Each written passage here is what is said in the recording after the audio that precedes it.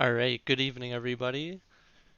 We're gonna do our market outlook for tonight. We're gonna be looking at the daily chart on dollar, Nasdaq, and gold. So starting off with dollar here, you can see just lately it's been really just kind of back and forth in this large consolidation range. We have this low to this high.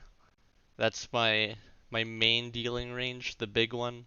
So you were just kind of hovering around the 50% mark of that. And what's above 50% premium? We have this Sibian here. I think it's likely after we took out this low and we're leaving all this in here that we might trade up into this and then see what kind of reaction we get in there to then hammer it down lower back below here, because this is another dealing range from where I have this black arrow to this one, and then that's the 50% mark there. I just mapped it out like this to keep it cleaner so there's not another fib, but pretty much dollar, looking for it to draw higher into there and then see what we get and bring us back lower. Coming over to Nasdaq, I mean, not gonna lie, this one has been giving me some trouble lately, just because the all-time highs and how it's just been chugging higher. It just doesn't fit well with my psyche. I'm not into that. I rather it comes down to earth a little bit, but even just looking at this, we have a volume imbalance created here going higher and a volume imbalance here created going higher. We still have these standard deviations I like, which is this range here projected 1.5 times higher, and that overlaps with this range here, this 1.5. So I like how both of these are nested up there, and we have this buy side liquidity here. We also have sell side here, and we're in the middle of that right now. So this market on this time frame, I don't, there's not really too much I like. This is one of those times where you have to sit patient and demand more. So that's what I'm doing. We need more information. I'm not really too excited about anything right now on this. I mean, we could go higher and take this out or go lower and take this out. I don't know what it's going to do. We could just stay in here and keep ranging. So, nothing really popping out too much to me on that. I've had these targets up here for a while. Ideally, I'd want to see it come up there, but not really digging that daily chart too much. And then on gold here, gold's just about at that all-time high price discovery like Nasdaq. We had the order block here that was tagged, and the wick that tagged this order block, the 50% of that was hit, and then we went from wick CE to wick CE. So you can see there we traded down into that wick consequent encroachment, and then up into this one. I want to see this wick get rolled over again. So have this expand higher through it and eventually draw towards here. It could get there on this next daily candle. I'm not demanding it does that, but that's my overall draw. I'm looking for it to get up in here. This is a relatively healthy PA. We have that little gap there, but gold, ultimately I'm looking up here. So switching to the hourly chart now. Here we got Nasdaq. You can see that one review I put out when we were down here, and I wanted to see us get above this high, where we traded above it slightly, came back down in. We didn't leave the gray area open, came a bit deeper, but we still got our area we wanted to see a reaction from. Drive up here into this buy side and fill in a little bit more of the SIBI. There's still an exposed range there. So if we go from that low to the high there, there's still this part left that has to be balanced. But like I was saying on the daily chart, I'm not digging a whole lot here. I mean, just off first glance, what I can see is we rated buy side liquidity.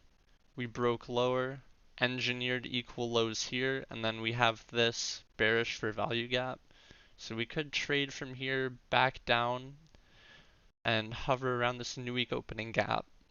That's one signature I'm noticing, is how price is sticking around this new week opening gap. It's not really in a hurry to get anywhere, but I'm just kind of marking my areas to see if we end up trading lower, and then by the time we get to my 9:30 to 11 a.m. kill zone, that's kind of what I'm weighing out where we are. So let's just say we do get this move and it comes from here down to here, and we're in here in my kill zone. I'd want to look for longs to take it back up. But right, I'm in wait and see mode. I'm doing this right at 1:23 a.m.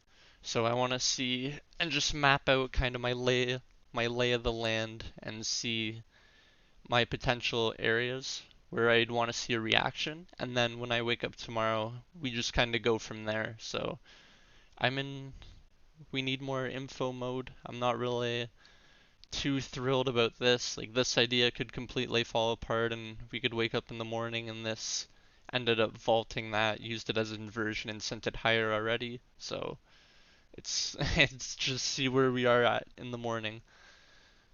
Then when we're looking at gold, I mean, same kind of idea. I like this one a bit more. We did end up getting that move here, which brought us higher into that buy side, and that's that daily wick consequent encroachment, which it hit, fell back down, traded into this BISI, and we have all these equal body candles, and that's what's sketching me out the most about this idea, is there would be a lot of liquidity at these candle bodies.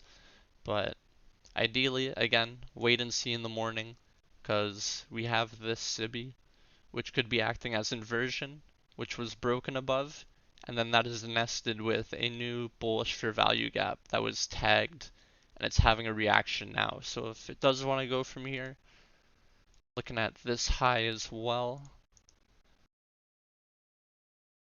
right? So these two highs, so something you may have noticed is my opposing views on the market. I'm looking at wanting to see if gold goes higher.